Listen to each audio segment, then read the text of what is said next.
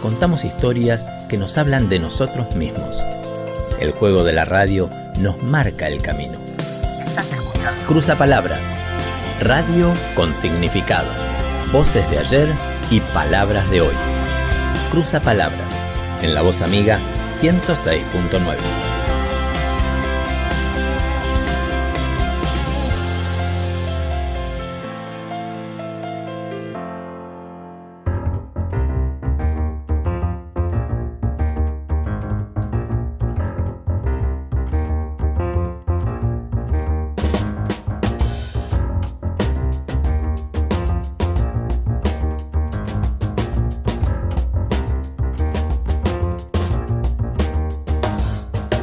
Apenas unos minutos han pasado de la hora 23 y estamos en La Voz Amiga, en un nuevo Cruzapalabras. Esta es una noche muy especial. Como verán, no hemos hecho ningún tipo de introducción particular. Hoy la apertura fue sencilla porque el contenido del programa de hoy es especial y amerita una apertura rápida, una presentación escueta, porque lo que viene va a ser muy especial, muy importante. Atípico quizás, porque se trata de una entrevista. El Cruzapalabras de hoy contiene una entrevista que gentilmente nos ha brindado el pastor Roberto Sorensen, uno de los pastores más importantes del movimiento cristiano y misionero, hijo de su fundador. Vaya historia que tiene para contarnos, vaya experiencias, consejos, vivencias personales, ministeriales, humanas y espirituales que nos ha dejado en esta entrevista que en unos minutos vamos a compartir con vos. Estamos muy contentos de poder estar nuevamente en el aire. Podés comunicarte con nosotros. Si bien el principal contenido del programa es grabado hoy, recibimos tus mensajes y los contestaremos. 483-1787 es la línea fija. 223-698-1069 es el WhatsApp para que te comuniques también con nosotros. Y sin más preámbulos, vamos a dar comienzo y a presentar a el pastor Roberto Sorensen en esta nota que nos ha cedido en esta semana en su casa, en su living, en la comodidad de su hogar, y nos abrió las puertas para poder conocerlo un poco más y para poder dejarnos un montón de perlitas y tesoros en sus comentarios y en esta entrevista cara a cara que pudimos hacerle. Con todos nosotros, Roberto Sorensen. Lo presentamos. En Cruzapalabras, el personaje de hoy.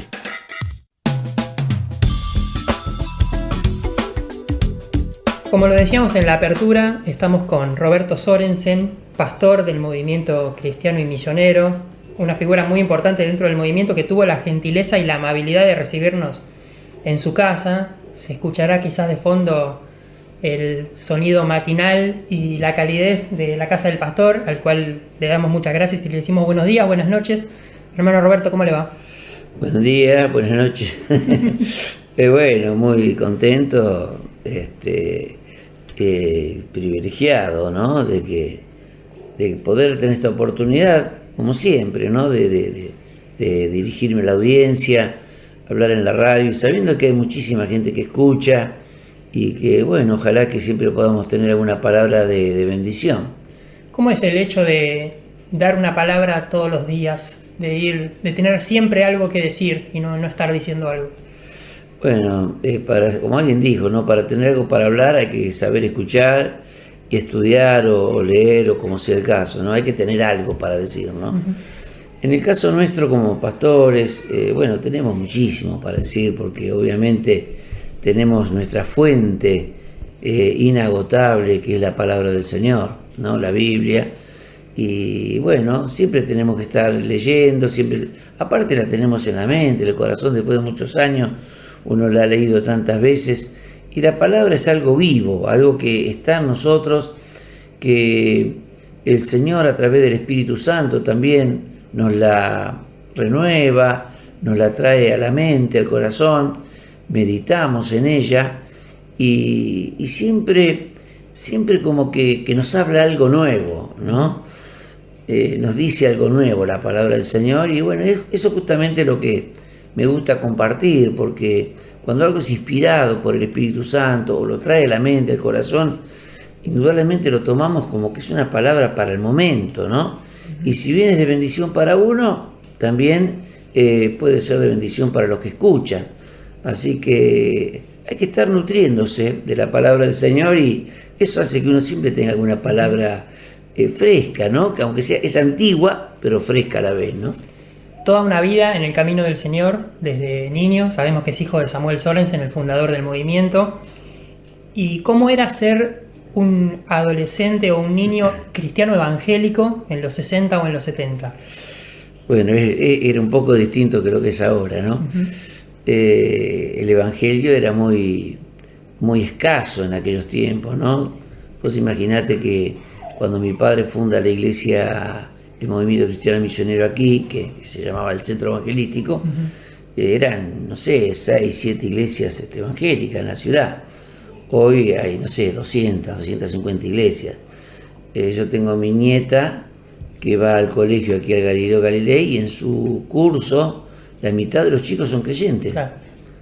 Cuando no es una escuela evangélica tradicional. No, claro, no, es el colegio del Estado, ¿no es cierto? Laico. Pero a causa de tantos chicos que hay cristianos, hay muchos, o sea que hay de distintas congregaciones, ¿no es cierto? Y en caso mío, no, en esa época, por ahí éramos yo solo, cristiano evangélico, y por ahí si había algún otro, bueno, era toda una alegría, pero uh-huh, en general, en todos mis cursos, primaria y secundaria, era solo. El único cristiano. ¿Se sentían solos los evangélicos en esa época? Es como que estábamos acostumbrados ya, claro, ¿no? No lo tomábamos como algo malo, era normal. De pronto, claro, nuestro vocabulario es distinto, nuestras vivencias como cristianos son distintos. Por ahí, por mi carácter un poco tímido, que siempre fui, no demasiado comunicativo, uno lo ha ido desarrollando con los años por el ministerio, pero mi naturaleza siempre fue ser un poco tímido o callado o no demasiado comunicativo. Por ahí me llevaba a estar un poco socialmente aislado, no tenía por ahí algún compañero con quien no hablábamos de las cosas espirituales, podíamos desarrollar una amistad normal de chicos, ¿no? Pero nunca pude tener grandes amigos, obviamente, claro, en la escuela, porque nuestros intereses eran distintos. Ese ministerio del que usted habla, ¿cuándo empezó a vislumbrarlo? ¿Cuándo se sintió pastor o que su destino iba a estar ligado a esto? Porque a veces siendo hijo de pastor uno puede optar por distintas opciones. Por supuesto, ¿no? ¿Cuándo se sintió pastor por primera vez? Quiero aclarar en ese sentido que mi padre nos dio la oportunidad siempre de estudiar, uh-huh, tanto primaria como secundaria, en mi caso, ¿no? En aquel tiempo, ¿no? Estamos hablando de 50 y pico, 55 años atrás, ¿no? Era otro país, otro contexto. Sí, muy distinto, totalmente. Pero los pastores no imponemos a nuestros hijos, no hay una imposición. Lo que pasa es que, es verdad, el ambiente de la casa pastoral, el ambiente que nos movemos, de alguna forma y nos lleva a ir introduciéndonos, quizás sin pensarlo mucho, empezamos colaborando, ¿no es cierto?, en una cosa, en otra, integrándonos en la iglesia, en la música, con la juventud, cuando hacíamos los trabajos en el campamento, bueno, uno va, pero, bueno, hice el servicio militar, yo a los 20 años, como en aquel tiempo, y desde joven, de jovencito, ¿no? Uh-huh. Ya estando en la escuela secundaria, nosotros salíamos a la calle a predicar, o sea, siempre estuvimos metidos en las cosas, ¿no? Activamente, ¿no? Las cosas del Señor. Pero el llamamiento viene ahí a los 17, 18 años, entendiendo por palabras del Señor. Un día le digo a mi padre, mirá, papi, como le decíamos, ya no quiero que me consideres solamente un hijo, sino un discípulo. Yo quiero ser un discípulo. Tenía 17 años. Y bueno, fue así que yo comencé a servir al Señor. En ese tiempo dejé los estudios ya y comencé a servir al Señor, ¿no? En aquellos tiempos teníamos una imprenta que trabajamos muchísimo haciendo literatura, todo para la obra evangélica, revistas, diarios, cristianos, seminarios, bueno, todo tipo de material, volantes, tratados. Y bueno, esa fue una de mis primeras tareas, ¿no? Por 18 años yo trabajé en la imprenta y también trabajamos con la juventud, trabajábamos con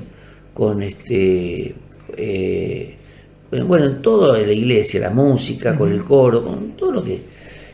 Y luego, cuando nos casamos, que di también mi esposa, más o menos fuimos parejos en la iglesia, ella también siempre fue de trabajar muchísimo, movilizarse mucho. ¿A qué edad se casó? Nos casamos a los 22 años, jóvenes. Jovencitos. Sí, en aquel tiempo era normal, ¿no? 21, 22. 22 años, y los dos tenemos la misma edad. Y al poco tiempo, teníamos a nuestro hijo mayor, un bebé todavía, comenzamos una obra en el puerto de la ciudad de Mar del Plata. Una obra, un anexo en aquel tiempo, ¿no es cierto?, con una carpa, una campaña, pues alquilamos un local. Y bueno, esa fue nuestra primera experiencia, digamos, pastoral. Claro. Si bien era un anexo, porque no éramos de la iglesia autónoma, pero bueno, de alguna forma es una experiencia pastoral, porque teníamos las distintas reuniones, trabajo con los niños. Y bueno, aquello comenzó de cero, hasta que en el año, después de la campaña de Anacón, de 85, bueno, tuvimos que pasar al Templo Central, pero fueron 12 años que vivimos esa experiencia de arrancar una obra de cero, hasta que llegó a ser una congregación bastante importante, ¿no? Entonces, en todo ese periodo, ¿cómo pesaba en las espaldas ser hijo de? ¿O en algún momento cambió eso y se sintió ir por su propio camino? ¿Cómo fue llevando la identidad y el peso del apellido? Bueno, en ese aspecto, por ejemplo, en mi caso en particular, no sé si por orgullo o por personalidad, o no sé por qué, siempre me gustó no depender de la figura paterna, ¿no? Me acuerdo cuando fui al servicio militar y fui a una iglesia, no quería ni nombrar mi apellido, porque como mi apellido era conocido, claro, que no me recibiera por ser Sorensen, sino porque era lo que era. Y por un buen tiempo dije, ¿cómo te llamas? Roberto, nada más. Claro. Hasta que por ahí descubrieron mi apellido. Le contamos a la audiencia, para los que no están muy interiorizados, el apellido Sorensen está vinculado lisa y llanamente con casi los inicios de la iglesia evangélica en la Argentina. En la Argentina, sí. O sea, es un apellido fundacional. Entonces por eso la pregunta, porque tiene un peso. Tiene un peso. Sí, no es cualquier López o García, con todo el respeto que tiene. No, con todo el respeto, inmenso, por supuesto, claro, ¿no? Pero está muy identificado. Entonces yo no quería que me recibieran por ser un Sorensen, sino por como un joven más, ¿no es cierto? Siempre fue así, ¿no? Y por eso que también, aún de joven, de niño, nunca quise apoyarme ni en mi apellido, ni en el hecho de ser hijo del pastor. Aclaro que muchos dicen, bueno, hay chicos que tienen amarguras porque por ahí los padres no lo pudieron atender bien. Yo quiero decir que en mi caso, por lo menos, yo no puedo hablar de esas cosas, porque mis padres, si bien estuvieron siempre dedicados 100% a la obra, y nuestra casa es un hogar pastoral con todas las letras y siempre recibiendo gente, y bueno, ellos siempre muy ocupados en la obra, pero nosotros nunca fuimos parte de eso, no nos sentimos ni desatendidos, ni marginados, ni que no nos había podido dar o prestar la debida atención, no. Siempre fuimos parte de todo y lo hicimos con gozo, con alegría, ¿no? Y hoy pensamos, quizás mirando hacia atrás, que realmente nosotros vivimos desde niños una vida muy consagrada en ese sentido. Seguro. Porque nuestra casa siempre estaba llena de gente, siempre tuvimos que compartir nuestros padres con un montón de gente. Pero bueno, para nosotros era normal. Y como nuestros padres no estaban ni amargados ni tristes por eso, lo hacían con gozo y nos contagiaban la misma impronta, ¿no es cierto? Nosotros lo vivimos con esa alegría. Y tanto es así que al casarnos en nuestro hogar también ha pasado lo mismo, lo repetimos. Y nuestros hijos, si bien yo tengo mi esposa que siempre ha tenido una dedicación muy, muy particular hacia los hijos, pero ellos también se criaron en este ambiente. Claro. Y no les ha pesado. Hoy, gracias a Dios, todos están sirviendo al Señor. O sea que siempre digo, ¿no? Vale la pena servir al Señor, ¿no? Vale la pena. Es lo más hermoso que podemos hacer. Y Dios no queda en deuda con nadie. Dios es fiel. Dios paga bien, por decirlo de una forma muy sencilla, ¿no? Dios te va a recompensar siempre. Y te va a dar el gozo y la alegría y la paz y bueno, la satisfacción de que has vivido una vida útil, una vida consagrada, una vida de servicio hacia los demás. Es decir, no viviste en vano, viviste una vida útil, ¿no? Y eso es muy importante para todo ser humano, saber que no perdió el tiempo, que dejó algo, ¿no? Uh-huh. Y bueno, esa es un poco nuestra historia. ¿Tuvo algún periodo de duda inicial, quizás cuando era niño o adolescente, hasta encontrarse con el Dios de sus padres? ¿Algún periodo en donde dudó quizás de su llamado, de su propósito o de la fe misma? No, la verdad que no. Gracias a Dios, muchas veces he dicho, por la misericordia del Señor, porque no es que uno sea mejor que nadie, somos de la misma madera que todos, ¿no? Pero nunca, gracias a Dios, nunca me aparté del camino, claro. Nunca. Siempre estuve metido en las cosas del Señor. Pude haber tenido mi lucha como joven, pero siempre dentro de la iglesia, siempre dentro de la actividad. No, nunca dudé de Dios. Estuvo en el marco adecuado que lo contuvo también. Sí, yo tengo que agradecer. Claro. Mi padre fue un hombre de Dios, un varón de Dios, con todas las letras. Siempre tuvo una palabra adecuada. Mi padre siempre solía decir esto, ¿no? Es importante, y se lo decía a los pastores incluso, ¿no? Es importante que en tu casa haya avivamiento, ¿no? No solamente la ley, la letra, no solamente las normas, esto hay que hacerlo así, y bueno, podemos ser esclavos de las normas y aplicar las normas y la disciplina y saber, bueno, lo que por ley, lo que está bien o lo que está mal, pero no es un fundamento o un móvil 100% sano. La ley, la misma Biblia dice, ¿no? La letra mata, pero el espíritu vivifica, ¿no? Entonces yo creo que en mi casa lo que había era mover del Espíritu Santo, había avivamiento, ¿no? Lo que se hacía con gozo, con entusiasmo, con alegría, porque el Señor movía a través de su Espíritu, estaba el Espíritu Santo presente. Entonces eso hacía que servir al Señor no fuera pesado, no fuera una ley, no fuera una carga, sino que lo hiciéramos con gozo y con alegría, ¿no? No nos cabía otra cosa. Entonces, eso como decís vos, fue un ambiente que nos ayudó muchísimo, ¿no es cierto?, a no tener dudas, no mirar para afuera y decir, ¿qué es lo que me tocó? Qué triste, qué feo. No, al contrario, nosotros de chicos nos sentíamos que estábamos en el centro del mundo, claro, el lugar mejor que podíamos estar. Entonces, eso nos ayudó muchísimo. En el camino que fue recorriendo se ha ido topando con distintos roles y distintos estatus. ¿Cómo es ser padre, esposo y pastor? ¿Qué es más difícil de los tres? Padre, esposo o pastor. ¿Qué cuesta más? ¿Qué cuesta más? Es todo lindo. Yo soy un agradecido a Dios porque Dios ha sido muy bueno.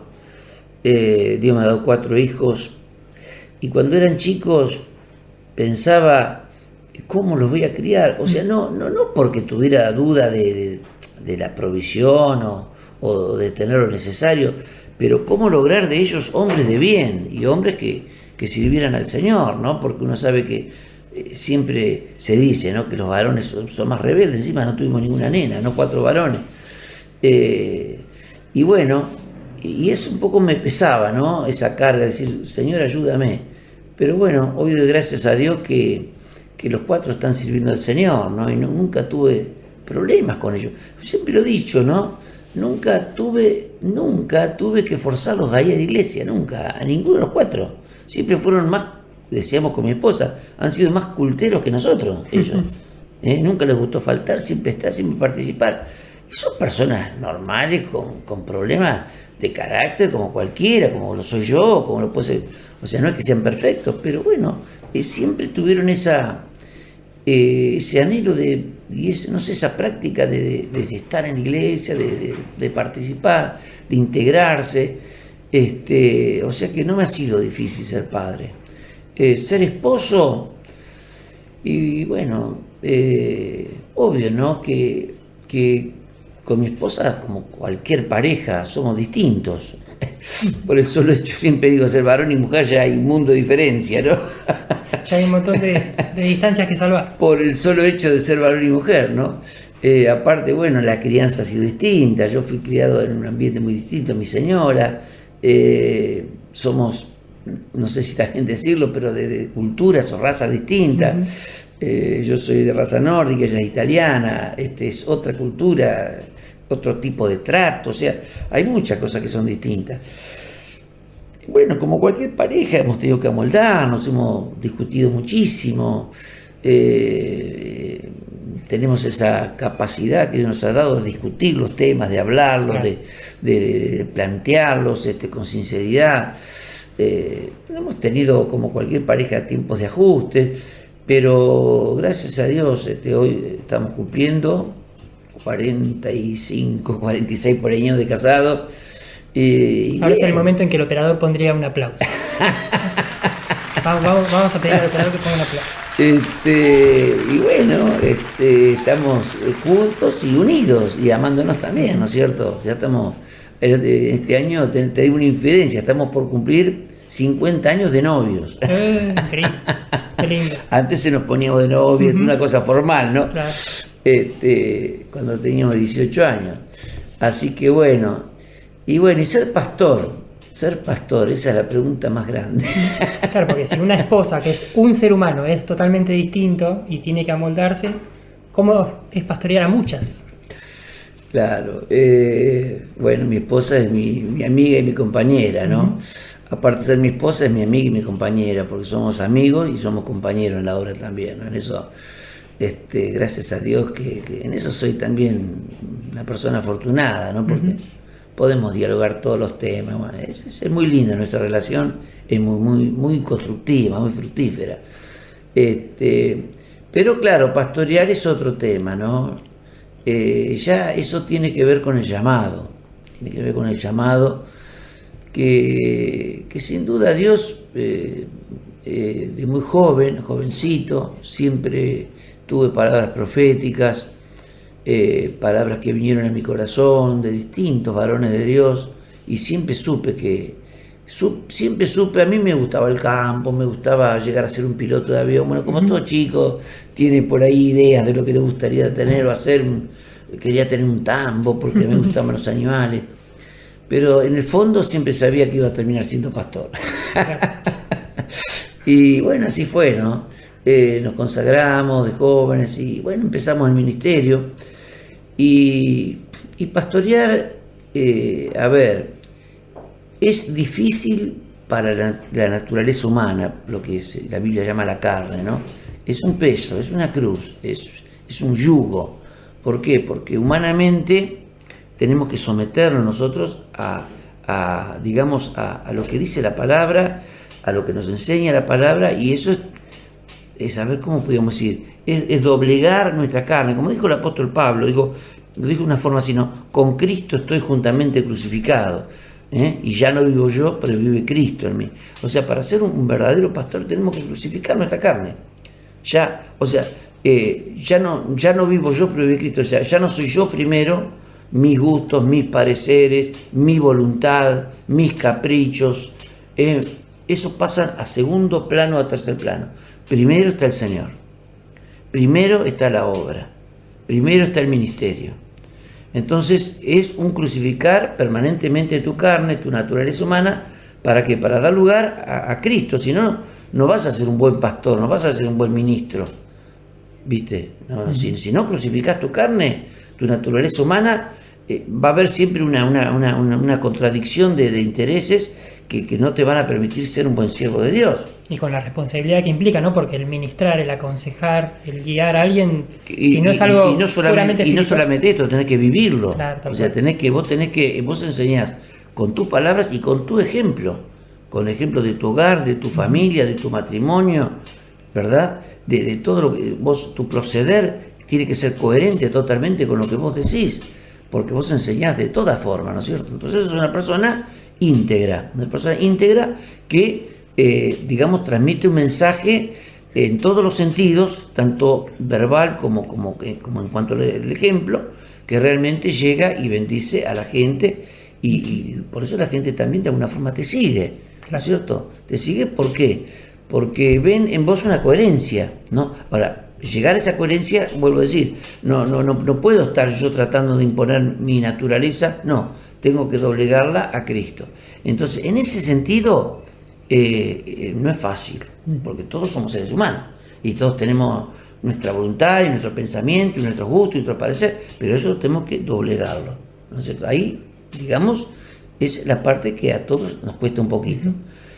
Ahora, por otro lado, la satisfacción espiritual que tenemos como hijos de Dios, de poder desarrollar un ministerio, el sentido de privilegio, sabemos que somos seres privilegiados, que Dios nos haya escogido para ser un ministro, para ser un siervo de Dios, una sierva de Dios, para predicar la palabra, para ser parte del ministerio, ¿no es cierto? Ese hecho de sentirnos privilegiados es maravilloso. Eso nos llena el corazón, nos llena el alma, es una alegría y una satisfacción, ¿no es cierto? Y entonces por ahí viene la recompensa, ¿no? Claro. Por un lado viene la lucha, o quizá la dificultad, o el precio que uno tiene que pagar, y por otro lado viene el premio, ¿no es cierto? En ese transcurrir de la actividad del pastorado a lo largo del tiempo y en la iglesia, ha podido notar que la iglesia ha evolucionado en las formas, no en el fondo, porque el mensaje es el mismo, pero las formas sí han cambiado. Imagino que no es lo mismo, por ejemplo, un congreso de jóvenes hoy en 2018 que lo que era una reunión juvenil en 1968. ¿Cómo fue ese paso y esa incorporación, por ejemplo, de nuevas tecnologías y demás, y de nuevos estilos musicales, de nuevas culturas? ¿Y qué recaudo debemos tener para que eso no nos desvíe del centro, del mensaje del Evangelio de Jesucristo mismo? Sí. Bueno, muy, muy inteligente la pregunta. Es verdad lo que vos dijiste, ¿no? El mensaje no cambia. En el fondo, el mensaje es el mismo. El ser humano está necesitado de Dios, y a través del Evangelio tenemos las respuestas, ¿no es cierto?, del Evangelio puro, sano, no la sana doctrina, en fin. El mensaje no cambia, básicamente no cambia. Lo que sí cambian a veces son las formas, es verdad. Y tenemos que saber adaptarnos, ¿cierto? Ha habido, por ejemplo, mucho cambio en la música, que se ha notado muchísimo, ¿no es cierto? Qué sé yo, de una música, como se decía antes, más de iglesia, ¿viste? Claro. Más sacra. Si bien nosotros no teníamos la música sacra desde el catolicismo, por ejemplo, que te lleva ya baja Beethoven, claro. Cantos gregorianos. Cantos gregorianos, ¿no?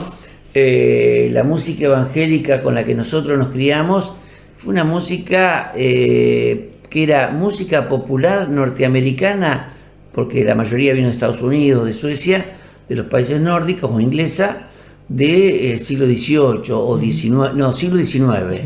Más bien del siglo XIX. 1800, finales de 1800. 1800, claro, 1800. Que hay un poco tanto de música country, muchos incluso de los himnos que están en los himnarios, que nosotros los viejos decimos, esa era la música con la que nosotros nos criamos, eran músicas populares en aquellos años, en aquellos países, ¿no es cierto? Esa fue nuestra himnología, digamos, con la que nos criamos, los coritos, eran frases cortitas, y bueno, después con los años hemos tenido varios cambios, ¿no? Casi el himnario se perdió en la época de las campañas de Anacondia, empezó todos los coros o coritos, como se llama, coros más bien, y después, bueno, tuvimos toda otra cambio en la época que le llamamos la era de Marcos Witt y todos claro. sus cantores más o menos de esa época. Fue una revolución. Fue una revolución. Finales del siglo XX. Por eso hubo 2 o 3 revoluciones, ¿no? Y después, bueno, ahora también con toda la cuestión del ministerio de alabanza, adoración, eso ha cambiado mucho, se incorporaron instrumentos, nosotros nos criamos con acordeón y guitarra, y pandereta, lo sumo en la iglesia, estamos hablando de 60 años atrás, 50, armonios tenían unas iglesias, y después, se incorporó todo un estilo más bien rock de música, con batería, guitarra, bajo y teclado, ¿no? Que hasta el día de hoy perdura, ¿no es cierto? en la época que yo me crié, muchas iglesias tenían las bandas. La ambición de las iglesias era tener una banda de música, banda de viento, ¿no? Claro. Porque muchos himnos eran marciales, muchos himnos del Linario tenían un ritmo marcial, entonces con las bandas se tocaba y era lindo, ¿no? Eran soldados, literalmente. Claro, sí. Entonces, todo eso obviamente que fue evolucionando, obviamente no había, no solamente en cuanto a la música o a los ritmos, pero el audio, muchas cosas que se han incorporado en la iglesia, las pantallas, los proyectores, que no había esas cosas, ¿no? Pero bueno, yo creo que todo ayuda, no tenemos que resistirnos a cambios de cosas que pueden beneficiarnos, ayudarnos. Gracias a Dios hoy tenemos la radio. Cuando nosotros nos criamos, tener un programa en la radio secular, que eran carísimas, de 10, 15 minutos, era todo como sea mi padre, él cuando funda el Centro Evangelístico en el año 1955, el mismo día, ese 5 de junio de 1955, a las 8 de la mañana, 8 y media, arranca un programa en la vieja LU6, Radio Atlántica, de 10 o 15 minutos, un microprograma, y bueno, era todo un acontecimiento tremendo, ¿no? Era revolucionario también. Era revolucionario, porque incluso había en las iglesias, había un concepto como que la radio era del mundo, era mala, como después fue la televisión, ¿no es cierto? Por muchos años tener una televisión era un sinónimo de que era mundano, ¿no es cierto? Y tener radio, entonces la radio no se escuchaba, porque claro, la música de la radio era la música popular y qué sé yo. Pero bueno, mi padre en eso un poquito, yo siempre digo, fue como un adelantado, porque pensó, o el Señor lo inspiró, de que si bien no era ahora recomendar a todo el mundo estar escuchando radio, pero usar esa radio que era tan popular para a través de ese medio llegar con el mensaje del Evangelio. Y llegó muchísima gente, o sea que llegó a mucha gente, ¿no? Me acuerdo que en los campos todo se escuchaba, ¿no? Y mucha gente vino a la iglesia y se entregó al Señor a través del Ministerio de la Radio, por ahí por un programa de 15 minutos, ¿no es cierto? Tal cual. Entonces, bueno, hoy tenemos estaciones de radio, qué sé yo, hay muchas cosas que han cambiado, como vos decías recién, el Congreso de Jóvenes, por supuesto. Es casi como ha cambiado la vestimenta, ha cambiado. Ahora hay cosas que de pronto uno nunca tiene que perder, ¿no es cierto? Por más que cambien las modas, cambien como ser hoy, a ver, vamos a decirlo de esta forma. Hay costumbres que en el mundo han cambiado, ¿no es cierto? Como ser antes se respetaba el matrimonio, se respetaba el noviazgo, ¿no es cierto? Una chica soltera que quedaba embarazada era todo un escándalo. Las familias la escondían, ¿no? Se procuraba que la familia, que las chicas llegaran vírgenes y los varones al matrimonio. Ya en mi época del varón se toleraba más, pero de la chica no. Entonces, costumbres que, bueno, hacían a lo que era la sociedad. Hoy se dicen, era una sociedad pacata. Bueno, pero era la sociedad de aquel tiempo. Era, en cierto aspecto, podríamos decir, una sociedad más sana, moralmente hablando. Hoy, bueno, si esto lo digo en un medio secular, me echa la patada, ¿no? Pero es como dice la Biblia, que el mal se fue multiplicando también. Pero hoy las cosas han cambiado, lamentablemente. Digo lamentablemente, porque hoy, bueno, todas esas cosas han cambiado, y esas cosas que han cambiado en el mundo, digamos en el mundo secular, tienen una influencia, o pretenden tener una influencia, o intentan tener una influencia sobre la iglesia, porque nosotros, como dijo Jesús, estamos en el mundo, pero no somos del mundo, pero estamos en el mundo, compartimos con el mundo. Toda la gente de la iglesia trabaja, estudia, se mueve en el mundo, pero a la vez somos parte de la iglesia de Cristo. Entonces nosotros también sufrimos esa pretendida influencia que el mundo quiere tener sobre la juventud, sobre nuestra mente, sobre nuestros pensamientos. Como todo esto que estamos hablando ahora del aborto, que está tan en boga y todo, ¿no es cierto? Si hubiéramos hablado del aborto hace 30 o 40 años atrás, todo el mundo podía grito en el cielo. Que antes tenían también la sociedad sus propios tópicos de tabúes, como por ejemplo fue el divorcio en los 80, el matrimonio igualitario. Claro, pero hoy se dice tabú, pero en aquel tiempo era como considerado ser una persona de bien, era considerado lo correcto, O sea, había una idea de lo correcto y de lo incorrecto. Correcto no era abortar, claro, era incorrecto. O sea, algunos lo hacían, pero era incorrecto. Hoy queremos decir que no, que abortar es correcto. Entonces, estamos cambiando el paradigma de las cosas. Se ha relativizado la verdad también, ¿no? Claro. Sí. Se habla mucho en los medios hoy de posverdad. De posverdad, y se habla, y muchísimas cosas, que hablando del mundo secular, que para mí, siempre me acuerdo de un detalle, ¿no?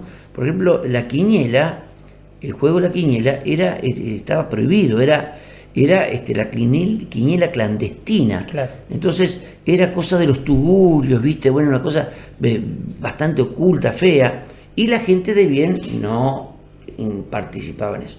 De pronto, la quiniela hace muchísimos años la oficializa. Entonces, de pronto, lo que era malo hasta ayer, hoy era bueno. Ah, no, la quiniela es oficial, así que juguemos que está todo bien.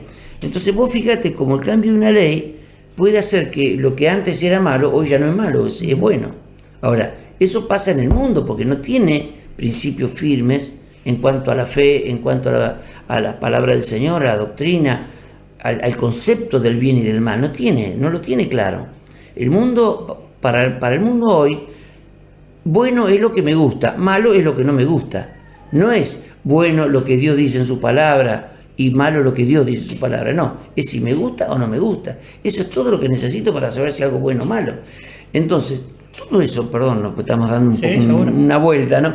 Pero todo eso constituye o pretende constituir una influencia en la mente de los cristianos, de los creyentes, ¿no es cierto?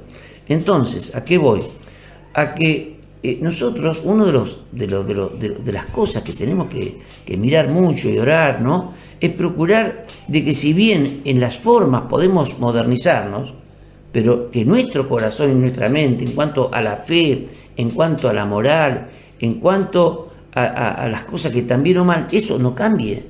No seamos influenciados. Sí, que viene una pantalla LED, bárbaro, fantástico, pero no que quizá las costumbres del mundo que hoy están cambiando para mal, logren influenciarnos y digamos, no, está todo bien, esto es moderno, hay que hacerlo. O sea, que no nos comamos todo el paquete, que sepamos diferenciar entre lo que por ahí es simplemente una cuestión de formas o de estilos o de modas, pero que no afectan nada nuestros principios y nuestra fe, y aquellas cosas que realmente tenemos que poner una barrera y decir, no, esto no, ¿cierto? Esto no. ¿Por qué? Porque esto no es bueno, no agrada al Señor, no es algo que nos ayuda en nuestra vida espiritual, es una especie de engaño, y que a veces, ¿viste?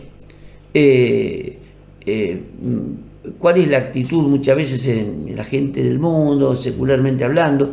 Y bueno, son los tiempos que van cambiando, hay que aceptar estas cosas. Pero nosotros sabemos que hay cosas que podemos aceptar y otras cosas que no podemos aceptar. ¿Por qué? Porque la Biblia nos enseña de que la vida comienza en la concepción. O sea, nosotros no lo tenemos incorporado o lo creemos porque la ciencia lo dice. La Biblia ya lo dice. La ciencia lo único que ha hecho es corroborar lo que dice la Biblia. Entonces, si la palabra del Señor nos dice eso, y que nosotros entendemos que la vida es un don de Dios, es un regalo de Dios, y el único que puede darnos vida, y el único que puede quitarnos la vida es Dios, entonces nuestros principios son muy firmes. En ese punto somos inamovibles, ¿verdad? Uh-huh. Entonces, hay cosas que son inamovibles, en que no podemos ni siquiera evaluarlas. No admite discusión. ¿Por qué? Porque son principios, porque son fundamentos. Entonces, perdón que dimos toda una vuelta. No, pero es muy interesante, aparte enriquece todos los conceptos a quienes nos están escuchando, y hablábamos de ese mensaje que es inalterable y que viene a cuento porque estamos en las vísperas de Semana Santa, y el mensaje de Semana Santa tiene que ver mucho con la esencia del cristianismo, con la cruz, con la resurrección. ¿Qué se le puede decir a quien nunca escuchó qué significa la Semana Santa, o a quien lo escuchó por encima, o a quien cree que es simplemente una celebración más? Para muchos, Semana Santa es descanso nomás. Tal cual, un feriado largo, un feriado largo, vamos a pescar, vamos a hacer un viajecito, descanso. Semana Santa es una conmemoración cristiana, fundamentalmente cristiana, donde recordamos justamente la pasión, la muerte y la resurrección de nuestro Señor Jesús. Es una recordación, es qué sé yo, como decir Navidad, que celebramos la Navidad, el advenimiento, el nacimiento de nuestro Señor Jesucristo. Y por causa de ser un país de origen católico, cristiano, están incorporadas estas fechas en nuestro calendario con el propósito de recordar. Después, lamentablemente, hoy que estamos en una época de secularización de todo, pareciera que lo único que se habla en Semana Santa es el feriado de Semana Santa, la salida, la escapadita, el feriado largo, la pesca, las fiestas, esto, aquello, y de lo que menos se habla es de recordar o de cumplir ese propósito para el cual fue establecido, ¿no es cierto?, establecida esta fecha, que es una fecha conmemorativa de la pasión y la muerte de nuestro Señor Jesús. Y bueno, yo creo que nosotros como cristianos hacemos muy bien en tenerlo en cuenta. Tenerlo en cuenta como para recordarlo, y aún tenerlo en cuenta como para pensar si estamos nosotros viviendo una vida acorde con esa obra tremenda que Jesús hizo por nosotros. Porque en definitiva de eso estamos hablando y de eso nos estamos recordando, de un ser maravilloso, Jesús, que entregó su vida por todos nosotros, para que nosotros podamos ser salvos, para que nosotros seamos libres de la condenación, para que nosotros podamos ser libres del pecado, para que podamos ser libres de las cadenas del pecado que nos llevan a vivir una vida triste, desgraciada, triste, con problemas insolubles, ¿verdad? Y bueno, el hecho de vivir de acorde a lo que Cristo hizo por nosotros, ¿cómo se hace? Y bueno, es tener un tiempo de meditación, ¿verdad? Ir a la iglesia, como sea el caso, al templo, y bueno, y decirle a Jesús: Jesús, gracias, porque un día viniste a esta tierra, un día te entregaste por mí, un día te hiciste hombre, ¿verdad? Te vestiste el traje humilde de un ser humano, de tu propia creación, te entregaste a ti mismo por mí. Yo no quiero vivir de espaldas o ajeno a esa tremenda obra que hiciste por mí. Yo quiero realmente aprovecharla y ser una persona un digno receptor de esa obra maravillosa que vino a transformar, a cambiar a toda una humanidad, y me vino a cambiar a mí también como persona. Y bueno, esto sin duda constituye algo maravilloso, porque cuando yo abro mi corazón, cuando le permitimos a Jesús entrar en nuestro corazón, hacer morada en mi corazón, o como muchas veces digo, en mi vida, en mi hogar, en mi familia, ¿verdad? Él puede entrar. Yo le abro las puertas de mi vida, de mi corazón, de mi hogar. Mi vida, mi hogar va a ser transformado. Yo voy a ser una nueva persona, mi hogar va a ser un hogar distinto. Va a entrar la paz, va a entrar la concordancia. Hoy hay muchísimos problemas en los hogares, hay desinteligencia, hay muchísimos divorcios, los chicos que quedan solos, pierden sus padres porque, bueno, se arman distintas familias. Hoy se habla de las familias ensambladas como un gran invento del siglo XXI. Es un desastre. Es un desastre porque los hijos no saben a dónde van a ir, porque bueno, el papá está con otra mujer y la mamá está con otro hombre, y hay hijos que son de uno y hijos que son de otro. Es un desastre, ¿verdad? Y aún los ensambles no duran porque hay muchísimos problemas. Entonces hay droga, hay problemas de homosexualidad, hay muchos dramas en la familia. Entonces, a veces si nosotros miramos cómo vamos a solucionar esto, y con nuestros medios no lo podemos hacer. Porque lamentablemente nosotros somos parte del problema. Somos parte del problema. Por eso tenemos esos problemas. Entonces la única forma es que venga alguien sobrenatural, alguien poderoso, y nos ayude. ¿Verdad? Que eso es lo que el ser humano siempre quiso. Por eso inventó a Superman, inventó a, qué sé yo, a alguien todopoderoso que pudiera ayudarnos. Eso es una caricatura, ¿no es cierto? Pero hay alguien todopoderoso que puede ayudarnos. Y ese es Cristo. Ese es Cristo, ¿verdad? Entonces cuando nosotros le damos lugar a Cristo en nuestra vida, en nuestro corazón, Él entra y nos transforma y nos bendice. Y aquel hogar que era un desastre, de pronto tiene paz, tiene armonía, se acomodan las cosas, los hijos que estaban mal, que estaban en la droga, que estaban en la delincuencia, de pronto el Señor empieza a obrar en sus vidas, en sus corazones, son cambiados, son transformados, y bueno, esa vida o ese hogar que parecía un desastre, de pronto es un hogar transformado, un hogar hermoso. Entonces, ¿cómo acontece esto?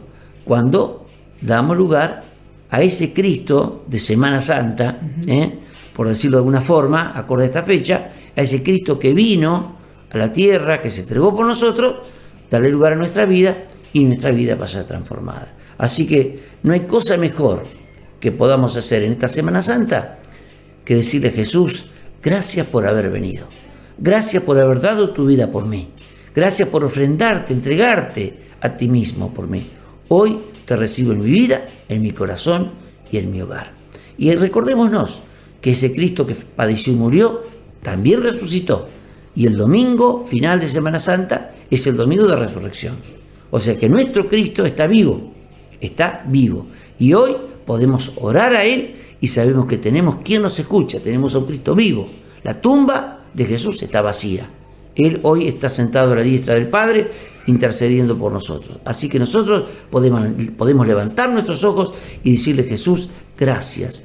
Gracias por todo lo que hiciste. Hoy te recibo en mi vida, en mi corazón y en mi hogar. Y puedo garantizarte, amigo, que escuchas, que si nunca lo hiciste y lo haces, vas a ver una transformación tremenda en tu vida y en tu hogar. Una transformación positiva, hermosa, maravillosa. Así que no dejes pasar estos días sin hacer esta oración.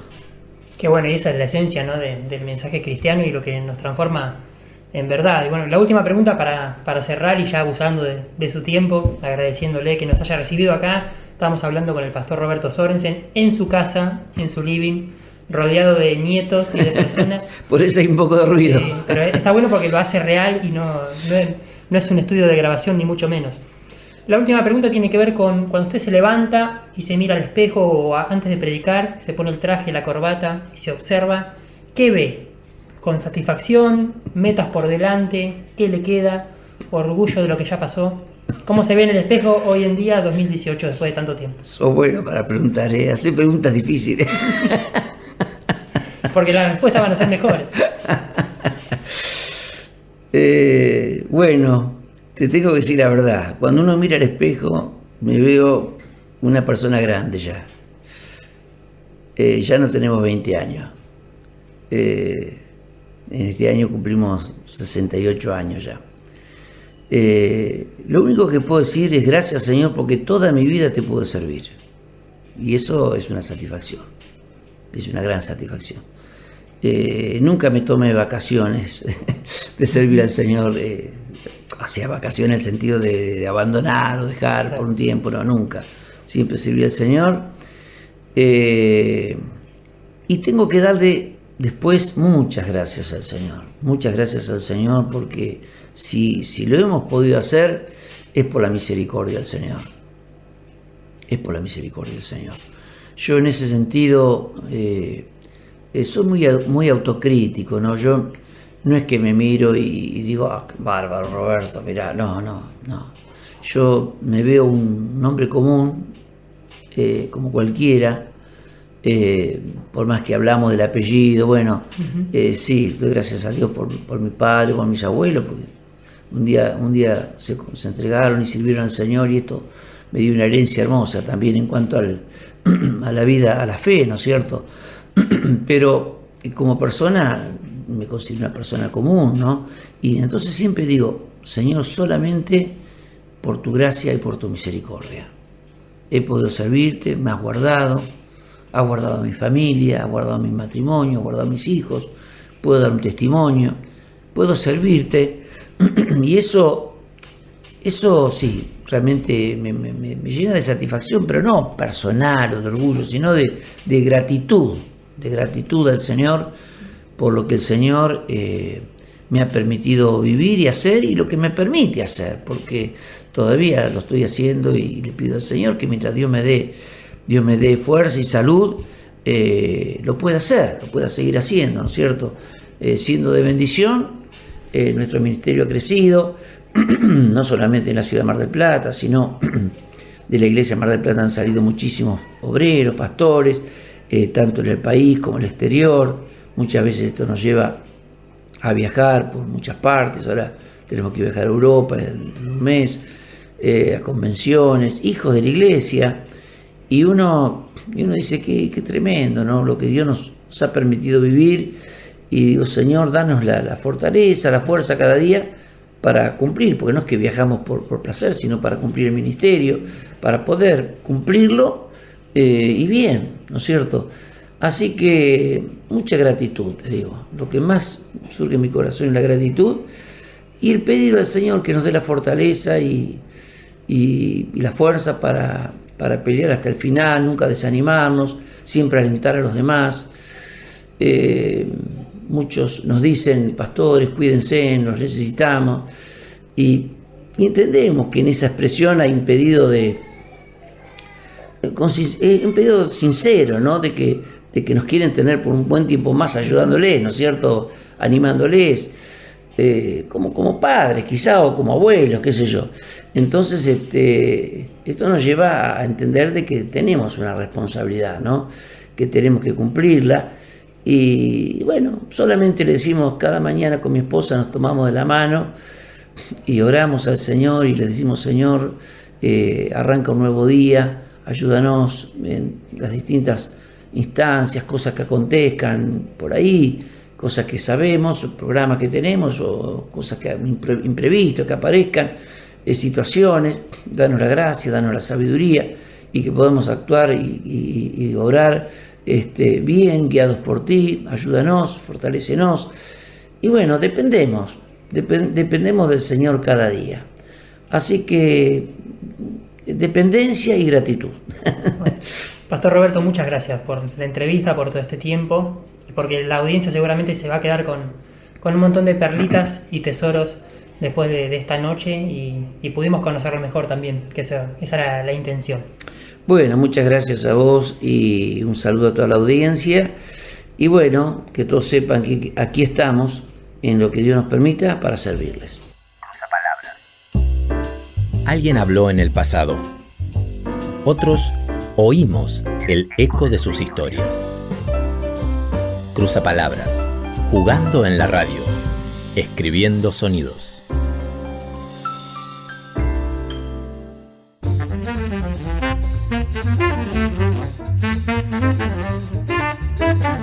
Y pasó la hora y pasó el programa, y sin darnos cuenta llegamos al final, cuando parecía que allá a lo lejos teníamos por delante los 60 minutos del programa. Viste cómo va transcurriendo todo, y sin darnos cuenta. Eso tiene la radio, y el placer y la magia que te da la radio, que hace que el tiempo pase sin que vos te des cuenta. Cuando la pasás bien, por lo general sucede eso, y la pasamos muy bien estando acá en la radio, y te agradecemos el haber estado ahí, el haber compartido estos minutos y este espacio con nosotros. Gracias por haberte comunicado, gracias por habernos escuchado, y quiera Dios que haya algo nuevo en tu corazón en esta noche y que te haya dejado algo este cruzapalabras del día de hoy. Fue interesantísima la nota con el pastor Roberto Sorensen, y es un privilegio poder tener este tipo de charlas en la radio, que no son muy frecuentes, pero cuando se producen nos dan un placer inmenso y un gran aprendizaje también. Y antes de dormir, siempre es bueno recordar buenas palabras, porque nos hacen mejor el descanso y nos hacen mejor el amanecer. Y para despedirnos, quiero dejarte con Michael Rodríguez, que nos hace pensar, como también lo hacía el hermano Roberto Sorensen, acerca de la importancia de seguir caminando, acerca de la importancia de no detenerse y de que todo lo que hagamos en el presente repercute en el futuro.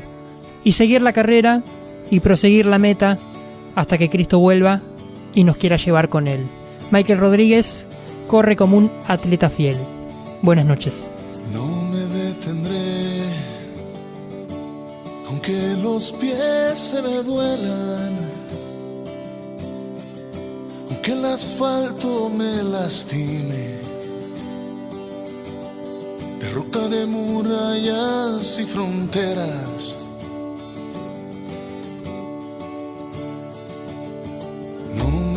detendré hasta llegar a la meta, hasta cansar que la corona sea sobre mi cabeza.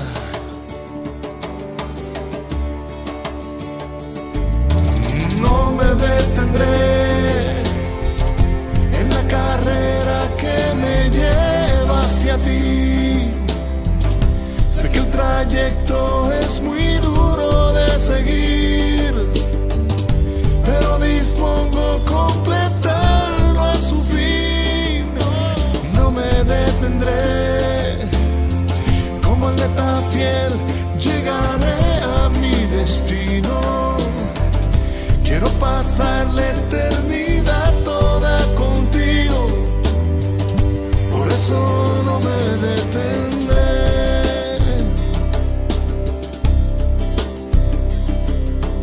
No me detendré, sobrepasaré toda barrera. Y aunque parezca inverosímil al final, izaré triunfante tu bandera.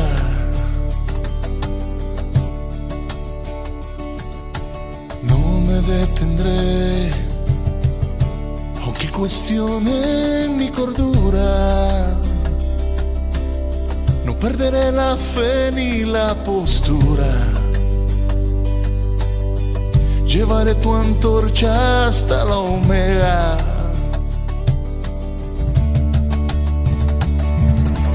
No me detendré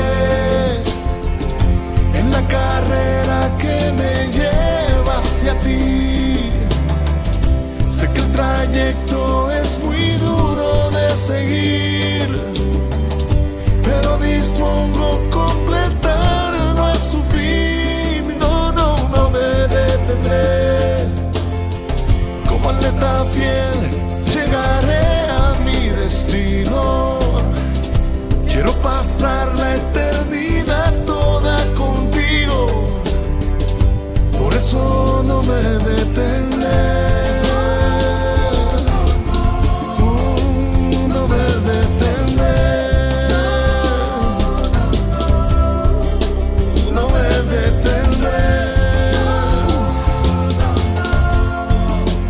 No me detendré.